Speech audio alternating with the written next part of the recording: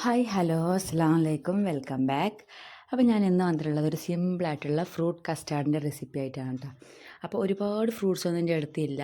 അപ്പോൾ ഞാൻ ഉള്ള ഫ്രൂട്ട്സ് വെച്ചിട്ട് ഒരു അടിപൊളി കസ്റ്റാർഡിൻ്റെ റെസിപ്പി തയ്യാറാക്കി. അപ്പോൾ അതെങ്ങനെയാണ് തയ്യാറാക്കി എടുക്കാമെന്ന് നമുക്ക് നോക്കാം. അപ്പോൾ അതിന് വേണ്ടിയിട്ട് ഞാനിത് അവിടെ 1 ലിറ്റർ പാലെടുത്ത് വെച്ചിട്ടുണ്ട് കേട്ടോ.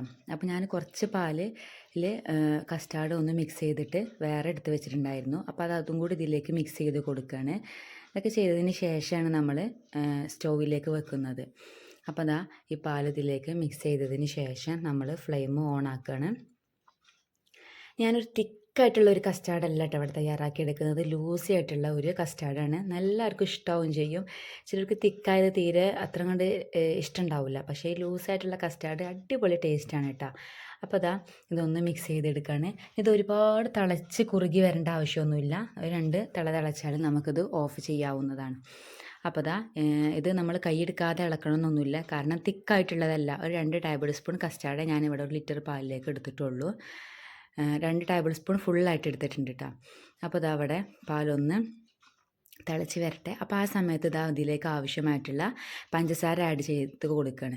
അപ്പം കണ്ടൻസ്ഡ് മിൽക്ക് ഉണ്ടെങ്കിൽ അത് ആഡ് ചെയ്ത് കൊടുക്കുക. ഞാനിപ്പോൾ അത് ഇല്ലാത്തതുകൊണ്ട് പഞ്ചസാരയാണ് ആഡ് ചെയ്ത് കൊടുക്കുന്നത്.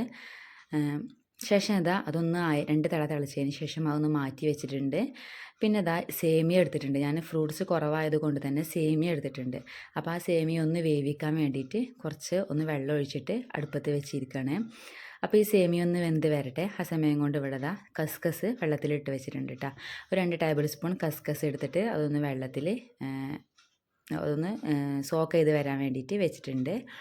പിന്നെ ഇതാ നോക്കുമ്പോൾ നമ്മുടെ സേമിയ ഇതാ തിളച്ച് വന്നിട്ടുണ്ട്. നന്നായിട്ട് വേവൊന്നും വേണ്ട കേട്ടോ. ഒന്ന് 2-3 തിളച്ചാൽ സേമിയ റെഡിയായി. അങ്ങനെ തന്നെ നമ്മൾ തയ്യാറാക്കി വെച്ചിട്ടുണ്ടായിരുന്ന ഈ കസ്റ്റാർഡ് ഉണ്ടല്ലോ, ഇതിലേക്ക് നമ്മൾ ഫ്രൂട്ട്സ് കട്ട് ചെയ്തിട്ടിടുകയാണ്. സിമ്പിളായിട്ടുള്ളൊരു റെസിപ്പിയാണ് കേട്ടത്. അപ്പോൾ ഇതാ ഇത്രയും ലൂസിലാണ് ഇത് ഉണ്ടാവുക. കാരണം നമ്മൾ അധികം കസ്റ്റാർഡ് പൗഡർ എടുത്തിട്ടില്ല, തിക്കിലും അല്ല. അപ്പോൾ അതാ ഇത്രയും തിക്കേ ഉണ്ടാവുകയുള്ളൂ 2 തിളച്ചാൽ. ഇനി ഇതാ അവിടെ കുറച്ച് കാഷ്യൂ കട്ട് ചെയ്ത് വെച്ചിട്ടുണ്ട്. അത് ഇതാ അതിലേക്ക് ഇട്ട് കൊടുക്കുന്നുണ്ട് കേട്ടോ. പിന്നെ ഇതാ കുറച്ച് ആപ്പിളും അതുപോലെ തന്നെ ബനാനയും കൂടി കട്ട് ചെയ്തിട്ട് ചെറിയ ചെറിയ പീസാക്കി എടുത്തിട്ടുണ്ട്. തൊലിയൊക്കെ കളഞ്ഞിട്ടുണ്ട് കേട്ടോ. ആപ്പിളിൻ്റെ തൊലിയും കൂടി കളഞ്ഞിട്ടുണ്ട്. ഭംഗി തൊലി കളയാതെ ഇടുന്നതാണ്, പക്ഷെ ഞാനിതവിടെ കളഞ്ഞെടുത്തിട്ടുണ്ട്. ഇത് അതിലേക്ക് കസ്കസും കൂടി ഇട്ട് കൊടുത്തിട്ടുണ്ട്. ഇനി അവസാനമായിട്ട് നമ്മുടെ അടുത്തുള്ളത് സേമിയയാണ്. അപ്പം ഇനി വേവിച്ച സേമിയയും കൂടി ഇതിലേക്ക് ആഡ് ചെയ്ത് കൊടുക്കണം. അതും കൂടി ഇതിലേക്ക് ആഡ് ചെയ്ത് കൊടുത്തിട്ടുണ്ട്. ഇത്ര പണിയുള്ളൂ. വളരെ സിമ്പിളാണ് തയ്യാറാക്കി എടുക്കാനായിട്ട്.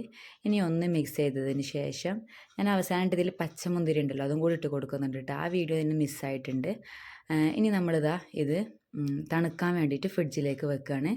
ഒരു 2 മണിക്കൂറിന് ശേഷം അതും കൂടി എടുത്തപ്പോൾ ഞാനിതാ ഇതിലേക്ക് ഈത്തപ്പഴം ഉണ്ടായിരുന്നു. അപ്പോൾ അതും കൂടി കട്ട് ചെയ്തിട്ട് കുരുവൊക്കെ കളഞ്ഞ് ഒരു 3-4 ചുള ഈത്തപ്പഴം എടുത്തിട്ട് കട്ട് ചെയ്തിട്ട് അതും കൂടി ഇട്ട് കൊടുത്തിട്ടുണ്ട്.